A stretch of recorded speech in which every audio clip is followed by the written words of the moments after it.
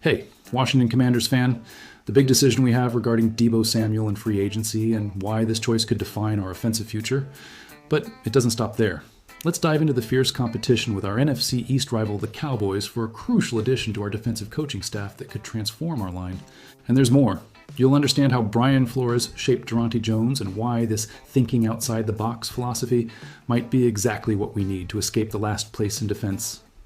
The Washington Commanders wide receiver, Deebo Samuel, is a free agent this offseason, and the team is trying to decide whether to bring him back to the roster or not. As a fan who has followed every game, I know this is one of the most complicated decisions our front office will have to make. Samuel's situation is delicate, and ESPN contributor Bill Barnwell wrote about the possibility of his return to Washington with a detailed analysis. Samuel spent most of the season playing with multiple backup quarterbacks instead of Jaden Daniels, which obviously hindered Samuel's chances of having a great season. But even if you proportionally calculate Samuel's 6 games with Daniels as a starter, we get 99 receptions for just 850 yards, which shows how much of Samuel's production came from short and lateral passes near the line of scrimmage. Barnwell wrote, his average target with Daniels on the field traveled just 4.5 yards in the air, which would place him 65th among 67 wide receivers in terms of target depth over a full season. Barnwell continued, these numbers are concerning and show that Samuel wasn't used as we expected. There is a useful player here, but Samuel's injury history, ball security issues, and age will limit his market. He turns 30 in January, Barnwell added. It would be surprising if Samuel secured a guaranteed multi-year contract, and it's likely he'll accept a pay cut from the $17.5 million he earned this season. Samuel's decision on free agency is complicated for the Commanders in several ways that need to be considered. The Commanders signed Samuel in hopes that he would be the same version of himself he was early in his time with the San Francisco 49ers, when he was one of the league's most versatile weapons. Unfortunately, due to a series of circumstances, including Daniels' injuries and the quarterback turnover, this didn't happen as expected. The Commanders could try again with Samuel, but it wouldn't be possible to maintain the same salary as last year, that's obvious. The Commanders simply have too many other needs to address, and that cap space should be used in other more urgent areas. Samuel should explore other options in the free agency market if another team offers him a good salary. However, the Commanders should craft a reasonable offer, as a second chance could be the best for both sides involved. As a fan, I would like to see Samuel with a healthy Daniels for a full season, but not at any cost. It's a delicate situation that requires wisdom from our front office. And now, get ready to understand the fierce competition we will have. You'll discover how we are competing with our rival Cowboys for a crucial addition that could transform our defensive line and develop our young talent. The Washington Commanders have found their next defensive coordinator by hiring Durante Jones, coming from the Minnesota Vikings, and this was a big win. Jones will bring his scheme and defensive style that works so well in Minnesota, but that may not be all he brings. The Commanders now need to complete the rest of the defensive coaching staff and decide on the coaches who are already on the team. Jones will likely want his own technical assistants who understand his system and philosophy, and there is a familiar face that could help strengthen a weakness in the Commanders. The Commanders have not finished making changes to the defense, and that is to be expected. Changes always happen when a new coach is hired, and they will want familiar faces to run the system.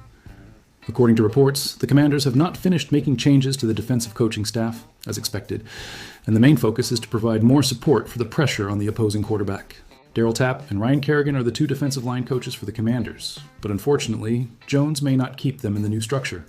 If Jones brings in his own defensive line coach, Marcus Dixon would be the undisputed favorite for the position. Dixon was the defensive line coach for the Vikings, but his contract has expired, and he is now a free agent available on the market. I asked Tyler Furness, a reporter for A to Z Sports Minnesota, if Dixon would be a good hire. Dixon has been with the Vikings for 2 seasons, and the growth of the unit is a testament to his exceptional work. Jalen Redmond has gone from a practice squad player to one of the best up-and-coming defensive tackle players in the NFL, and 7th-round pick Levi Drake Rodriguez has become a very solid rotational player, Furness said. Now, he knows how to develop players and will have an interesting talent to work with in Jer'Jon Newton, Furness continued. It is an area that needs improvement in many aspects for the Commanders, especially with the development of Newton and any other additions this offseason. As a fan, I would love to see Dixon working with our young talents. The Commanders will have to compete with the Dallas Cowboys for the hiring of Marcus Dixon, and that complicates things. Jones is not the only familiar face for Dixon, as the new defensive coordinator for the Dallas Cowboys, Christian Parker, is another coach from the past, who is also trying to hire him for his staff. Hiring Dixon would be a significant boost for the Commanders, who are seeking coaching experience at the position, and he has 7 years of career and many results to demonstrate his value. The Vikings tied for 4th in the league in sacks, with 49 in 2025, and the Commanders need consistent pressure on the opposing quarterback next season. General Manager Adam Peters also needs to add valuable talent to the defensive line in the 2026 NFL Draft or free agency, rather than being conservative as he did last offseason, which yielded no results. It's a combination of talent and coaching that we need to succeed. And now, to close, let's understand how Brian Flores shaped Durante Jones. You will discover the out-of-the-box thinking philosophy that can transform our last-place defense into a competitive unit by 2026.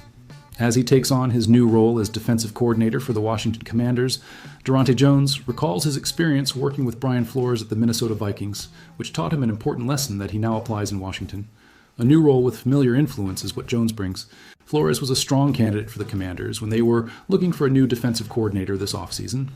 Although he decided to stay in Minnesota, Jones plans to carry elements of Flores' philosophy with him, having worked alongside him for the past 3 seasons, learning. During an interview on the NFL Spotlight podcast with Ari Meirov, Jones shared what impressed him the most about Flores and why he is so special. It wasn't just his communication skills, but also his willingness to think outside the box when it comes to defensive game planning. We like to joke that he doesn't live inside the box. His thought process is sometimes so outside the box that it's like that of a mad scientist, Jones said admiringly. I admire that because it takes courage to do those things. It takes courage to not be conventional, to do things your way, to have your vision, no matter how crazy it may seem, Jones continued. This innovative mindset was significantly reflected on the field with the Vikings. The Vikings' defense finished 3rd in the NFL, with the defensive line recording 16 sacks and an impressive 33 tackles for loss.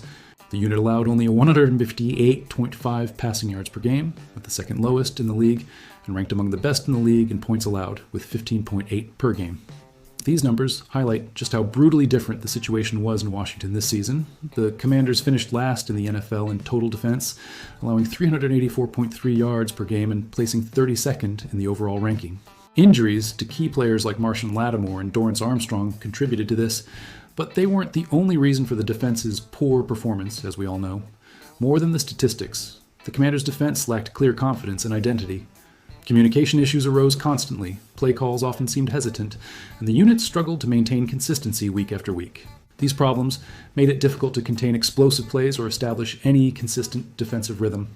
An opportunity to redefine the culture is what Jones brings to Washington. With Jones's arrival, the mindset he absorbed from Flores may be exactly what this defense urgently needs. If the Commanders can improve communication, trust aggressive decisions, and play with more confidence, thinking outside the box might be what helps this unit finally take a step forward. As a fan, I'm excited to see this new philosophy in action and hope Jones can replicate the success he had in Minnesota.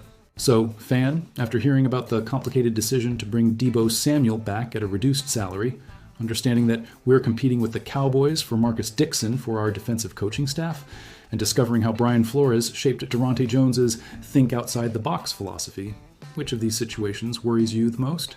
Do you believe we should give Samuel a second chance with Daniels healthy, even if it means less money for other positions? Or is it time to move on and invest in younger receivers? And more importantly, do you trust that Jones will be able to implement Flores' innovative mindset and pull us out of the last place in defense, especially if we lose Dixon to the Cowboys? Leave your opinion in the comments. I want to know what you think about the future of the Washington Commanders.